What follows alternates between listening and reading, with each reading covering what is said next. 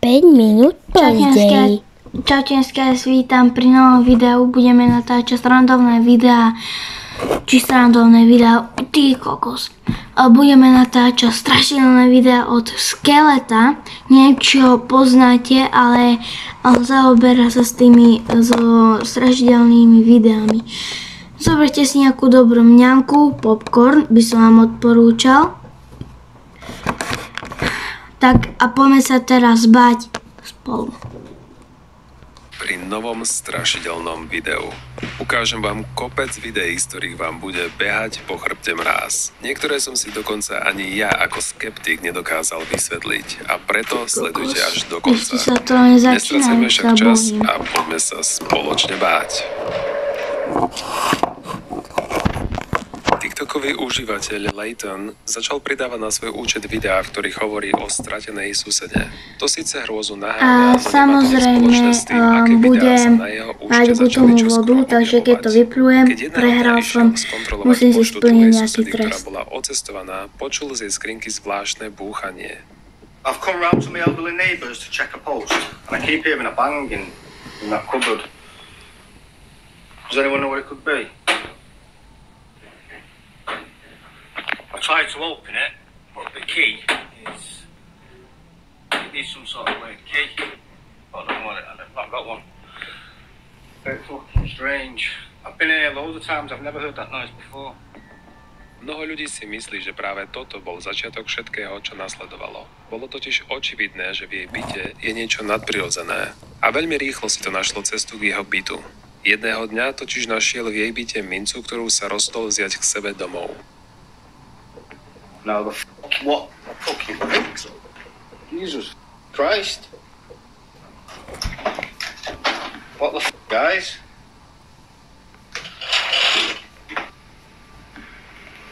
What's that? I can see something.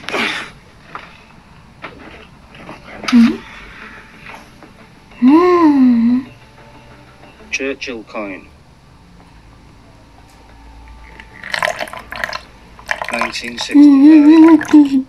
Od toho dňa začal Layton zažívať nevysvetliteľné veci. Somebody in the comments told me to bring this back to mine, and when I was in the shower then, I could hear weird scratching noises in here, so I want to try and record some footage if I can. Anyway, that's not even funny, guys. What was that? Whoa! 1 second. What? The blinds have just opened. No, that's not even funny.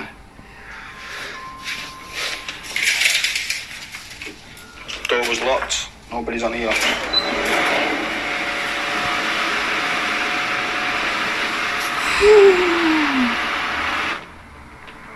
This is going back. I'm gonna take it back.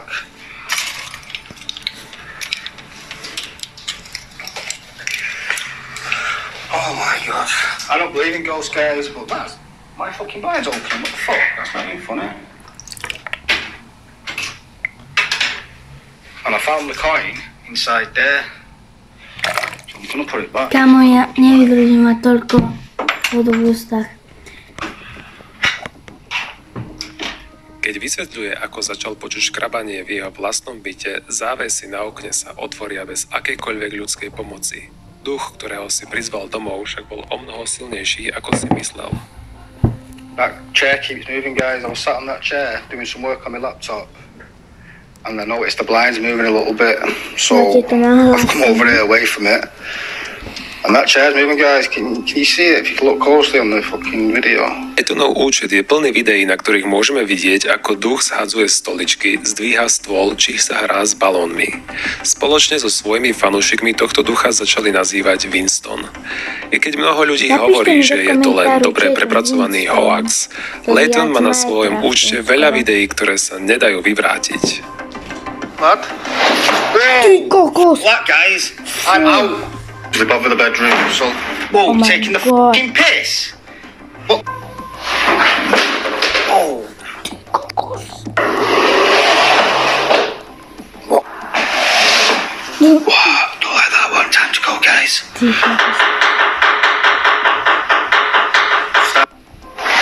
Whoa!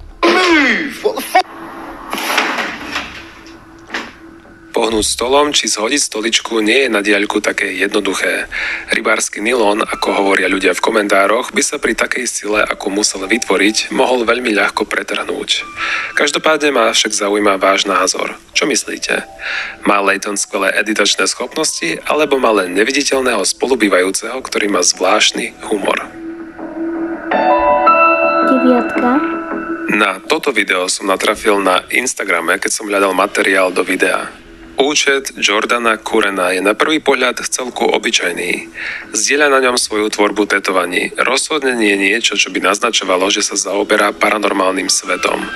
Video, ktoré vám však ukážem, mi nahnalo poriadnu osiu kožu. Čo mu tam také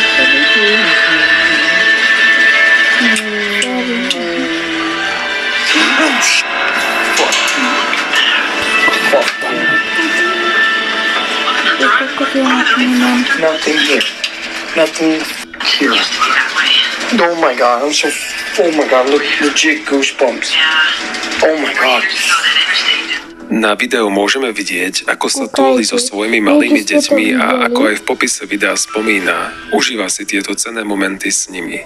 Poriadne ho však vydesí, keď za svojou dcérou uvidí hrôzu naháňajúcu čiernu postavu bez akýchkoľvek rysov tváre. V momente, ako vyskočí z postele a pozrie sa na to miesto, už tam nič nenachádza.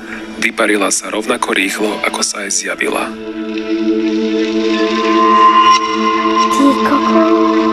Reddit užívateľ Kixile na svojom účte zverejnil video, ktoré v komentároch vytvorilo poriadnu diskusiu. Užívateľ pracuje ako upratovač v istej nemenovanej škole, kde veľa jeho predchodcov dalo výpoveď práve kvôli záhadným zážitkom. On sám tvrdí, že tam nie je niečo úplne v poriadku. Posúďte sami. I usually don't record while I'm on the job. But this is freaking me out. It's sort of unreal. I'm here at work. I'm here in the janitor's closet. Yeah, let me just show you guys.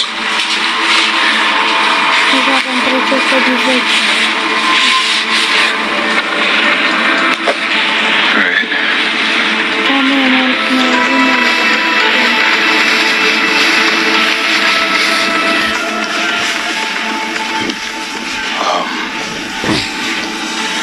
Just to, I don't know, let you guys know this school was built on a cemetery. I don't know if that helps my situation or not, but previous janitors that have worked here have tried to tell everyone that, you know, every night something happens, some spooky shit, I don't know, paranormal or whatever you want to call it, but yeah, I didn't really believe him until tonight. I was in here cleaning up after some students had thrown a party, but what's been freaking me out is this one right here. No matter where I'm at in the classroom or what I decide to do, it just follows me. And do your thing, you stupid balloon. I got you on camera now, so let's just see? That right there. Shit.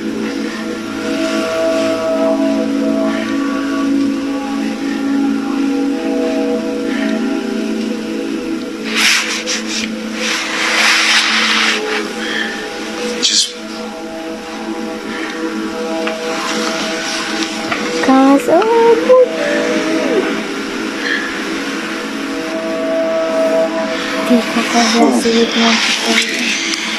Ako môžeme vidieť, červený balón sa rozhodol nasledovať svojho nového majiteľa. Ako prvé mi napadlo, že by mohlo ísť o jednoduchý fyzikálny jav. Tu ma však zastavili dva fakty. Ten prvý je, že ostatné balóny sa k nemu nepriblížili. Ten druhý vyvoláva viac otázok. Balón bol priviazaný o závažie.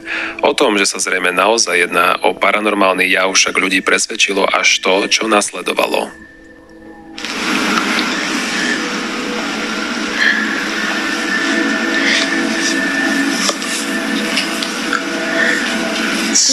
No. Kámo, mne zaujíma to, že prečo nepraskne. It just follows me no matter what.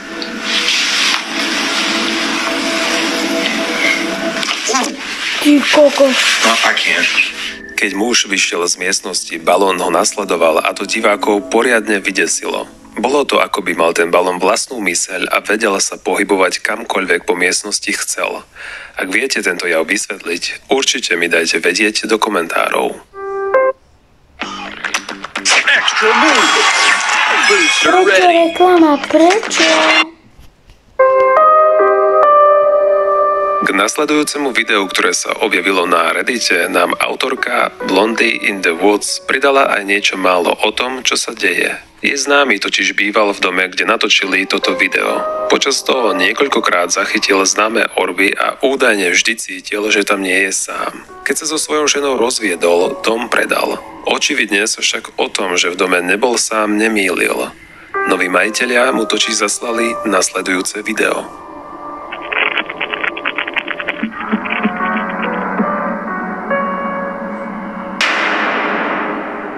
Na videu môžeme jasne vidieť, ako po chodbe za zábradlím prebehlo niečo, čo sa podobalo na dieťa. Desivé však je, že sa zjavilo v strede chodby a zmizlo tak rýchlo, ako by sa vyparilo do vzduchu. Rodina v čase, kedy bolo toto video natočené, nebola doma. To, čo ma však prekvapilo, bolo, že aj táto rodina skončila rozvodom. Tento dom je teda opäť na predaj a ja premýšľam, či náhodou táto duša nemôže za nezdarený osud dvoch rodín. Priatelia, ktorých záľubou je Urbex, vystupujú na YouTube pod názvom Urbex Gastronautica. Keď navštívili cintorín La Plata Buenos Aires, ktorý je miestom odpočinku mnoho dôležitých osobností, podarilo sa im zachytiť niečo, z čoho poriadne mrazí.